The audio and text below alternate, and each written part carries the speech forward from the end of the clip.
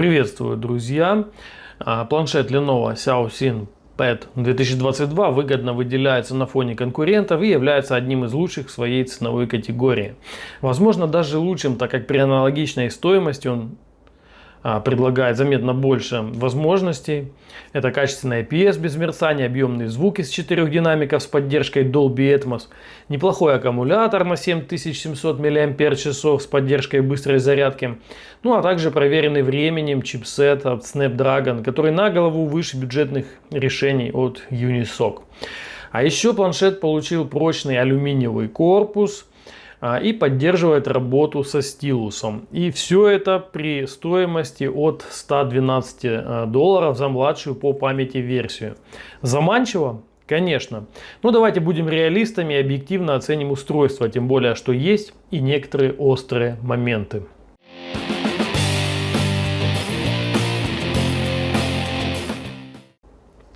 Чтобы предметно говорить о планшете, нужно ознакомиться с его полными техническими характеристиками, что я и предлагаю сделать. Вы можете их сейчас изучить на экране. Ну и внимательный зритель заметит отсутствие поддержки 4G. Да, мобильный интернет планшету недоступен, так как он может работать с интернетом исключительно от Wi-Fi.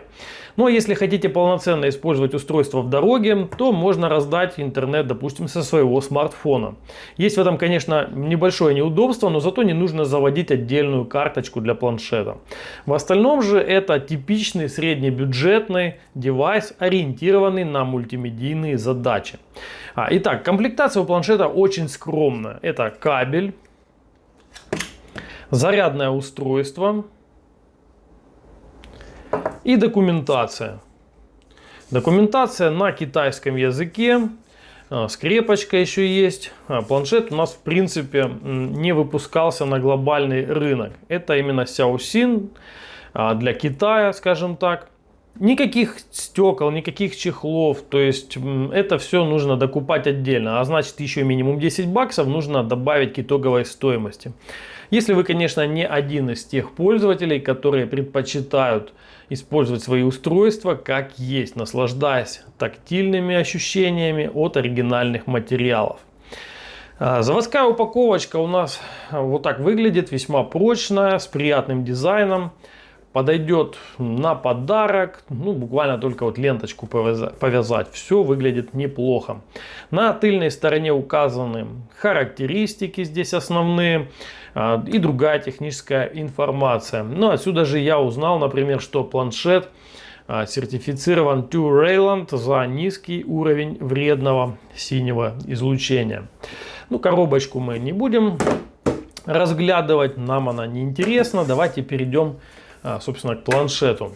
Но начнем с зарядного устройства и скорости зарядки. Планшеты Lenovo Xiaoxin Pad 2022 не являются глобальными, поэтому зарядное устройство оснащено плоской американской вилкой. Продавец бесплатно добавляет переходник на европейскую вилку, докупать ничего не нужно, поэтому не есть это проблемой. Видим, здесь у нас есть логотипчик Lenovo и 20. 20 это означает мощность, 20 Вт. На торце можем рассмотреть характеристики. И судя по ним, зарядка поддерживает протокол быстрой зарядки Qualcomm Quick Charge 3.0 и работает с диапазоном напряжения от 5 до 12 вольт. Что касается реальности, планшет у нас заряжается напряжением 9 вольт с максимальной мощностью около 19 ватт. По мере наполнения батареи мощность постепенно снижается. В какой-то момент оно переходит на 5 вольт. По времени у нас зарядка идет от 0 до 100. 2 часа 50 минут. Причем первые 30 минут он набирает 26% заряда, за час 51%, а за 2 часа 95% заряда. Теперь давайте посмотрим на дизайн, эргономику и поговорим об удобстве использования. Lenovo Xiaoxin Pad 2022 это классическое, скажем так, устройство с диагональю экрана 10,6 дюймов. Лицевая часть практически ничем не примечательна. Можно лишь отметить одинаковые по ширине верхние и боковые рамки, что хорошо для визуального восприятия. Относительно широкие рамки позволяют удобно держать устройство в руках. Вы видите, как раз пальцы ложатся на эти рамки и не вызывают случайные касания, другие какие-то ненужные действия. Фронтальная камера у нас расположена по длинной стороне, что подразумевает основное использование планшета в альбомной ориентации. То есть производитель позиционирует модель как мультимедийно ориентированную. А вот спинка имеет ряд интересных особенностей. Большая часть корпуса, в том числе рамки, у нас здесь это обработанный до такого матового состояния и выкрашенный в серый цвет алюминий. Он прочный, не маркий, приятный на ощупь. В общем, тут зачет. В нижней части видим логотипчик Dolby Atmos. Ведь объемное звучание планшета является одной из главных его особенностей. Ниже здесь была еще наклеечка с серийником и прочей малополезной информации, благо она легко удалилась без следа и не портит внешний вид.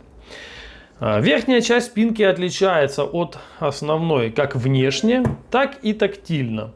Материал чем-то напоминает искусственный камень, но по факту является таким специальным пластиком с напылением. Что-то подобное я видел у самого первого OnePlus, за исключением того, что здесь покрытие ощущается таким более цепким. И плюс, кроме того, что выглядит это интересно, он еще и практичный. За этой вставочкой расположили антенны, которые отвечают за высокое качество приема сигнала. В углу у нас видим маленький аккуратный логотипчик Lenovo. Выглядит тоже довольно интересно. То есть не просто отпечатано, а вот такая металлическая вставка, шильдик. С камерой здесь не стали мудрить, создавать какие-то огромные декоративные площадки в стиле iPhone, как и не стали лепить фальш-глазки, в дань моде, когда там по 2, по 3 камеры. Просто аккуратный объектив, один честный объектив. На мой взгляд, камера в бюджетном планшете это в принципе какой-то рабочий инструмент и не более. На правой грани у нас расположен USB-C разъем по центру. Так видим. Здесь же можно увидеть пару аудиодинамиков. И также есть аналоговый аудиовыход для подключения проводных наушников. Что мне нравится, что расположение сделано таким образом, что вы можете, допустим, использовать планшет на зарядке и с наушниками, и при этом у вас не будет провод мешать. То есть вы держите, допустим, в руках, здесь у вас идет провод зарядки, здесь наушники, все отлично, все продумано. И даже если вы закрываете динамик, вдруг вы там плотно прижали, то в принципе сверху есть еще. На противоположной стороне у нас, кстати, также 2 динамика. То есть у нас здесь 4 динамика всего. И что я хочу сказать. Аудиосистема выдает очень классный и объемный звук. В фильмах и играх он обеспечивает полное погружение в происходящее на экране и отлично передает атмосферу. Производитель заявляет, что у нас здесь мощность каждого динамика по 1 ватту, то есть суммарно 4 ватта на всю аудиосистему. Для планшета это очень круто. Серьезно, это, наверное, один из лучших планшетов по звуку, которые я слышал. Также хочу обратить ваше внимание на толщину корпуса, которая составляет всего 7,45 мм. Видим, какой он тоненький. И, соответственно, вес здесь небольшой. То есть планшет отлично вообще можно пользоваться, руки не устают. Физические кнопки громкости и блокировка экрана у нас здесь расположены, в районе камеры. Не знаю, как показать, так, наверное. Здесь у нас раздельные кнопки регулировки громкости и отдельная кнопочка блокировки. Дактилоскопический сенсор, то есть сканер отпечатков пальцев в планшете не предусмотрен. Помимо кнопочек, да, здесь еще можно также обнаружить слот для расширения памяти. Поддерживаются карты памяти microSD объемом до 1 терабайта. Теперь поговорим о дисплее. Планшет у нас получил 10,6 дюймовый TDDI LCD дисплей с IPS матрицей и разрешением 2000 на 1200. Он хорошо настроен производителем, выдает отличную теплую картинку с высокой детализацией. Давайте что-нибудь посмотрим, какие-то картинки, и параллельно буду комментировать. Если вам по какой-то причине вдруг не нравится цветовая температура, ее можно изменить в ручном режиме. То есть выбираете нужный оттенок на схематической палитре в настроечках. А также есть режим отображения яркий, который увеличивает контрастность и насыщенность, делая изображение более сочным. Но, на мой взгляд, этого не требуется. В том состоянии, в котором нам его предлагает производитель, все просто отлично. А также отмечу здесь наличие датчика освещения, который используется для автоматической регулировки яркости. Удивительно, но как показала практика, в бюджетных планшетах это большая редкость. В 3 из 4 планшетах, которые были у меня на тестировании, они были не оснащены функцией автоматической регулировки яркости. В целом планшет Lenovo Xiaoxin Pad 2022 стоит похвалить за дисплей. Вообще не ощущается он бюджетным. По восприятию очень близок, опять же, к моему Mi Pad 5, который в 3 раза дороже, напомню. Цвета яркие, но не кислотные. Цветопередача близка к натуральной.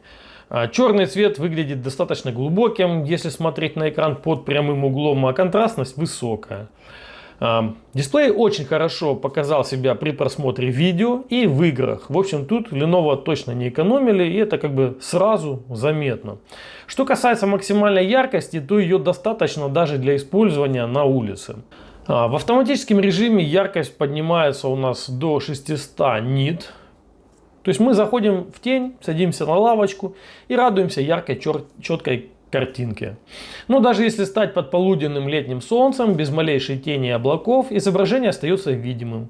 Да, оно заметно выгорает, но все равно элементы вполне различимы, а текст можно прочитать.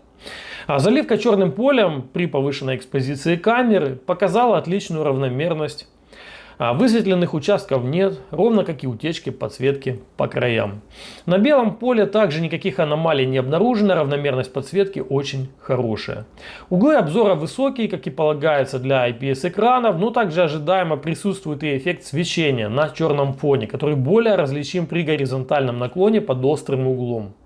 Ну и наверняка каждый слышал страшилки про вред шим, которым регулируется яркость AMOLED дисплеев. Здесь у нас не AMOLED, здесь у нас IPS. Но в теории мерцания могут давать светодиоды подсветки. Здесь, конечно, ничего подобного нет. А на любых уровнях яркости коэффициент пульсации гораздо ниже допустимых значений.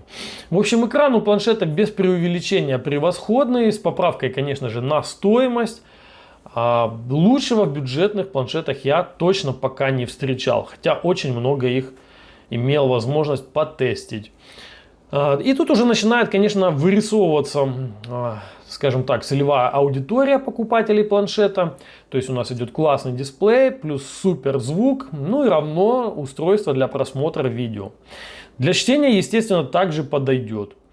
То есть сайты, книги, новости, пожалуйста. Можно все это дело также на таком прекрасном экране с удовольствием смотреть. Ну и буквально немного поговорим о системе настройках. В былые времена Lenovo сильно грешила рекламой и предустановленным софтом от партнеров. Я до сих пор помню эти стрёмные ноутбуки, после которых требовалось еще какое-то время для их настройки. Там не один час я удалял всякий мусор, рекламные приложения и так далее. Сейчас они отошли от этой практики, то есть помимо стандартных приложений Android, здесь изначально были установлены только вот Netflix и также центр управления планшетом. Ну что такое центр управления планшетом? Это системная утилита, которая, собственно, от Lenovo фирменная. Здесь есть руководство пользователя, рекомендации, гарантия и услуги. Ну, а также можно посмотреть, там, сколько памяти занято, сколько экранного времени и так далее. Тут ничего на самом деле интересного. Все остальное я уже поставил сам. Это приложения, которые мне нужны были для использования и тестирования. Что касается настроек, они здесь вполне стандартные, не отличаются особо от других планшетов.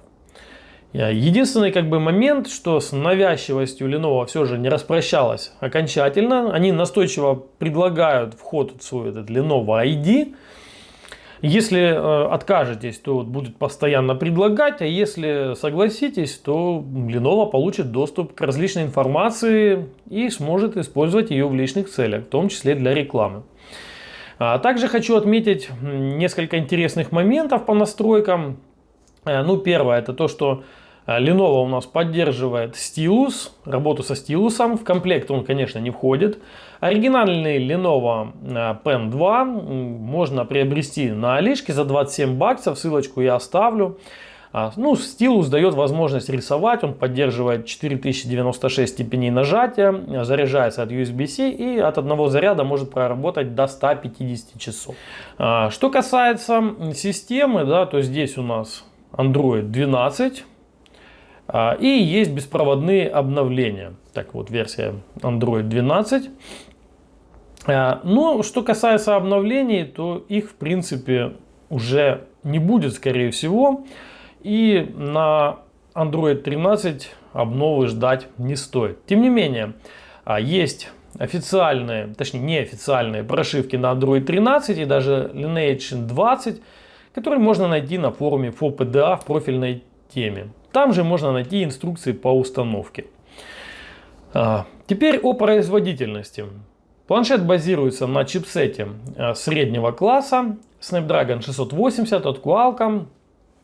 Он был анонсирован еще в конце 2021 года, но все еще способен конкурировать в бюджетном и начальном среднем сегменте. Более того, в планшетах этой ценовой категории обычно используют более дешевый чип Unisoc Tiger T606, который хуже по многим параметрам. Например, по техпроцессу.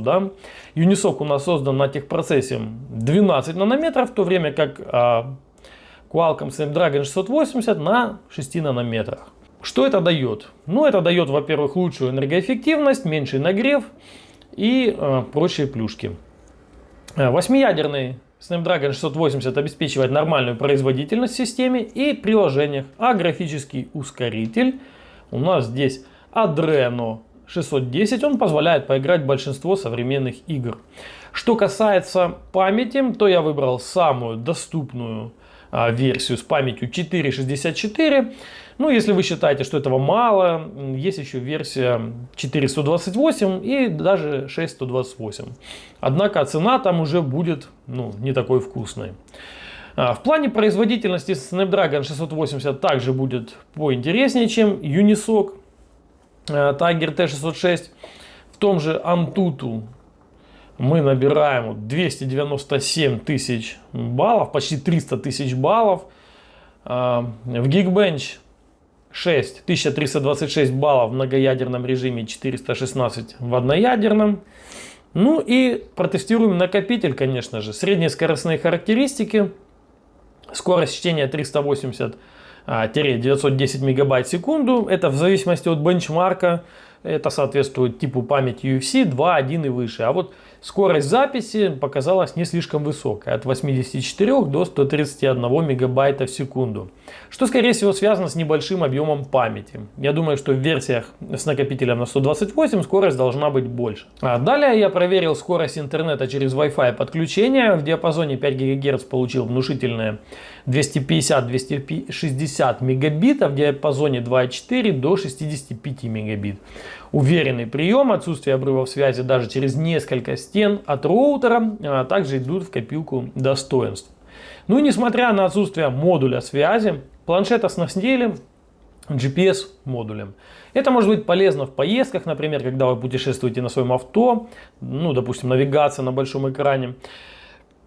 В общем-то, это нормально работает. Во время теста планшет увидел 45 спутников.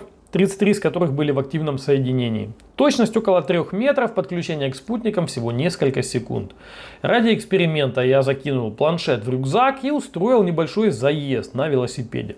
Совпадение трека с реальным передвижением почти полное, ну а обрывов связи во время теста замечено не было.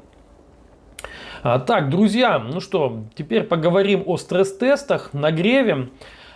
Скажем так, рубрика из раздела «Сожги свой девайс». Серьезно, но как бы я встречал отзывы к приложению, что девайсы после стресс-тестов иногда перестают подавать признаки жизни. Я не из пугливых, моя цель выяснить, как планшет реагирует на высокую производительность, поэтому я установил тротлинг-тест, выставил нагрузку 100 потоков, продолжительность полчаса и вперед. И по завершению теста увидел ровный зеленый график и результат в средней производительности 93% от максимально возможной. То есть в таком режиме планшет хоть и скидывает частоты, но незначительно. Другой стресс-тест показал еще меньшую просадку. Если быть точным, она составила 4% за 20 минут активной нагрузки. Ну а в графическом плане планшет вообще показывает чудеса, пройдя тест устойчивости с результатом 98,9%. Так, а теперь запустим несколько популярных игр, посмотрим на средний FPS, а поможет мне в этом геймерский бенчмарк Gamebench. Первая игра Call of Duty Mobile, мы можем выбрать очень высокое качество графики, но тогда частота кадров будет ограничена значением средним. Или выбрать высокую частоту кадров, но получить более низкие настройки графики. Выбираем первый вариант, чтобы получить максимальную картинку. И получаем средние 25 кадров в секунду. Причем в начале частота была даже выше, поднималась до 40, но планшет стал нагреваться и игра ограничила частоту. На тайминге не смотрим, приложение заглючило. И дальше я тестил уже в десктопной версии.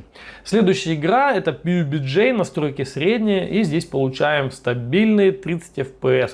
Так как для планшета это достаточно слабая нагрузка. Через сторонние приложения можно улучшить графику, то есть разблокировать более высокие настройки. И планшет это дело также легко потянет. Ну а в конце я решил поэкспериментировать с новыми играми. Установил Magic Awakened. Это новинка из вселенной Гарри Поттера. Она соединяет в себе сразу несколько жанров. Ну и причем игра весьма графонистая, дает выставить настройки на максимум, что я и сделал. Игра хорошо работает, на глаз где-то 25-30 кадров в секунду. Запустить бенчмарк для точного подсчета здесь мне не удалось. Ну и последняя игра это Immortal, графонистая игра в стиле Diablo, где нужно сражаться с полчищами нежити и параллельно развивать персонажа, выполняя игровые квесты. Настройки я выставил здесь на высокие, так как на ультра уже заметны подтормаживания, и в итоге получил 27-29 кадров в секунду, то есть вполне играбельно. То есть можно говорить о том, что планшет тянет абсолютно любые игры, если это что-то простенькое, то на максималочках.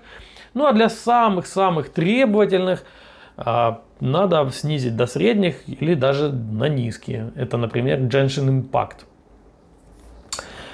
Теперь давайте посмотрим на мультимедийные возможности. И давайте для начала перечислю достоинства планшета, которые делают его отличным решением для воспроизведения мультимедиа контента. Это качественный экран, объемный звук, экономный в плане потребления заряда чипсет. Сюда же добавим аппаратную поддержку современных кодеков, хороший Wi-Fi модуль. Ну, собственно, все это делает просмотр видео на экране максимально комфортным. На YouTube в том числе поддерживается качество Full HD с частотой 60 кадров в секунду, что делает видео более плавным. Так, давайте вот посмотрим настройки. Ну, здесь у нас, наверное, обычно Full HD. Да, давайте мы сделаем поиск по 4К 60 FPS. Так, и запустим, допустим, ту же Коста-Рика. Довольно требовательный видеоролик. Пожалуйста, 1080p, 60 кадров в секунду. Полноэкранный режим. И наслаждаемся идеальной вообще картиночкой и идеальной плавностью. Очень красиво все. Хорошая детализация. Все классно. Если открыть видео, кстати, в YouTube, ну, точнее YouTube открыть в браузере, да, то будет доступно даже 4К. Правда, смысл на Full HD выводить 4К видео, я не вижу. Да и процессор уже здесь не вытягивает, то есть заметны лаги, подтормаживание. Кстати, еще же предустановлен Netflix. Если у вас есть подписка на этом сервисе, то сможете смотреть любимые сериалы. Правда, вот DRM Widevine L1 у планшета отсутствует. Есть только L3. Ну, а значит, про высокое качество можно забыть. Но нам-то что? Мы ведь можем пойти и другим путем. Ну, в сети есть масса онлайн-кинотеатров, которые поддерживают, скажем так, народных онлайн-кинотеатров, которые поддерживают любое видео. Название озвучивать не буду, я думаю, все вы их знаете. Если не знаете, гуглите, иначе это будет нарушением прав авторских. Ничего не рекламирую. Здесь, как видим, пожалуйста, фильмы. Ну, не знаю, что-нибудь давайте запустим, посмотрим. Барби. Есть у нас возможность воспроизведения через торренты, есть у нас онлайн. Что у нас тут по онлайну? Ну, 1080p, пожалуйста. Через MX Player. Так, ну вот пошло видео. По-моему, здесь еще какая-то экраночка, тускловатые цвета. Короче, фильм-то новый. Смысл понятен, я думаю. Все хорошо, не будем никакие видео запускать, чтобы, не дай бог, там опять на авторские права не попасть, потому что были уже прецеденты. Так, что значит еще интересного? Можно смотреть фильмы прямо с браузера, да? Также есть специализированные ресурсы, называть их не буду. Там доступно качество также Full HD, все работает хорошо. В обязательном порядке я проверил IPTV. И также все, в принципе, хорошо. Здесь я запускал HD каналы, и они работают без проблем. Ну, пожалуйста.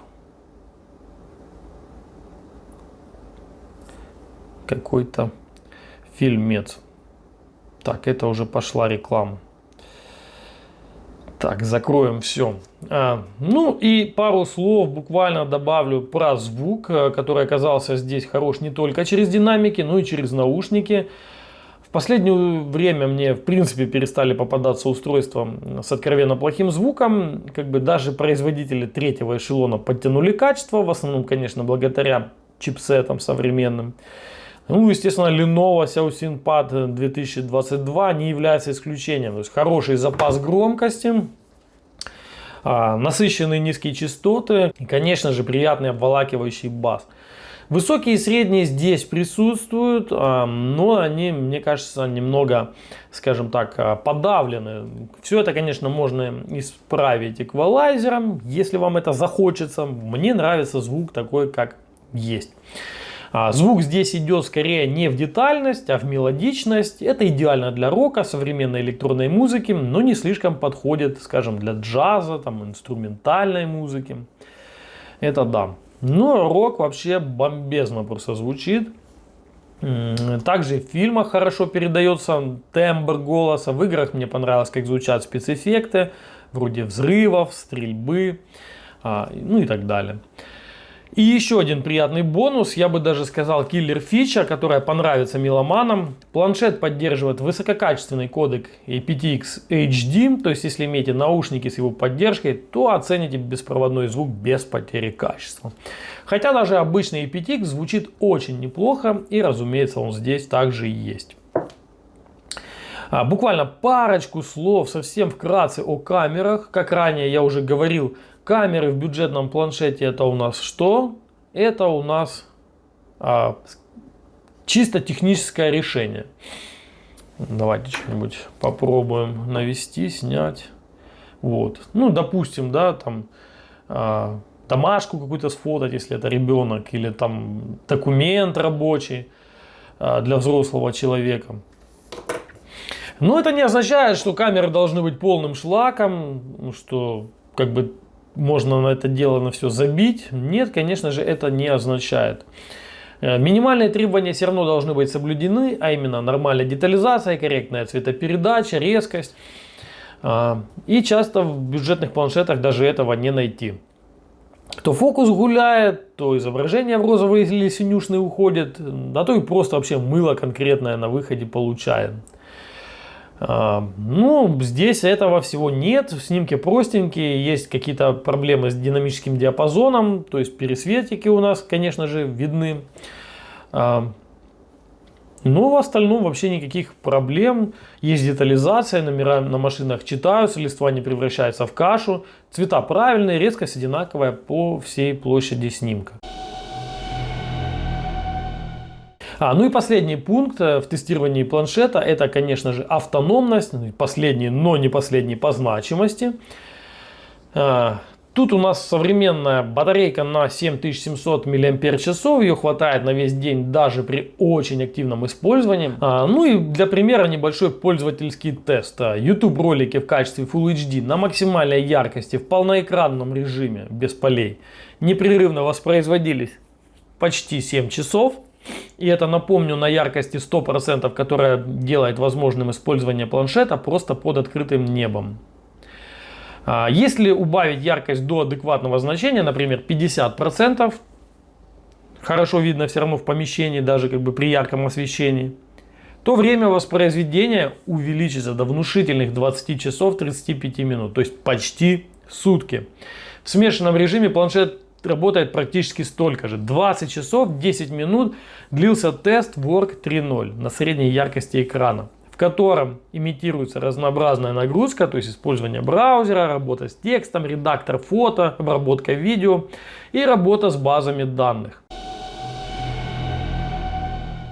Ну что ж, подведем итоги. Lenovo Xiaoxin Pad 2022 это отличное решение для пользователей, которым нужно домашнее развлекательное устройство для мультимедийных целей. Включить ребенку мультики, чтобы ненадолго занять непоседу, пока готовите завтрак, или самому посмотреть новый ролик на любимом YouTube канале. С этими задачами планшет справляется мега отлично. Более того, он подойдет даже для более серьезного просмотра фильмов, сериалов, да еще и с отличным объемным звуком. Классный звук и экран — это основа планшета, которая напрямую влияет на любые развлекательные составляющие, будь то игры, чтение книг или новости. Девайс легкий, тонкий, хорошо лежит в руке или в руках, несмотря что вы делаете. Ну а качественные материалы добавляют привлекательности как в визуальном, так и в тактильном плане. При этом вы не жертвуете автономностью, ведь устройство обеспечивает вас развлечениями на весь день. А в режиме видео на яркости менее 50% оно способно проработать фактически сутки. Причем благодаря компактным размерам вы всегда можете взять планшет с собой и продолжить просмотр сериала прямо по дороге на работу или во время отпуска. Да, у него отсутствует поддержка 4G, но вы всегда можете раздать интернет со смартфона или предварительно скачать несколько серий наперед. Ну, собственно, у Lenovo получился очень годный бюджетный планшет. Пожалуй, я бы назвал его лучшим бюджетным планшетом, который можно сейчас купить. На этом, собственно, все. Ставим лайки за видео, подписываемся на канал. С вами был Злой. До новых встреч!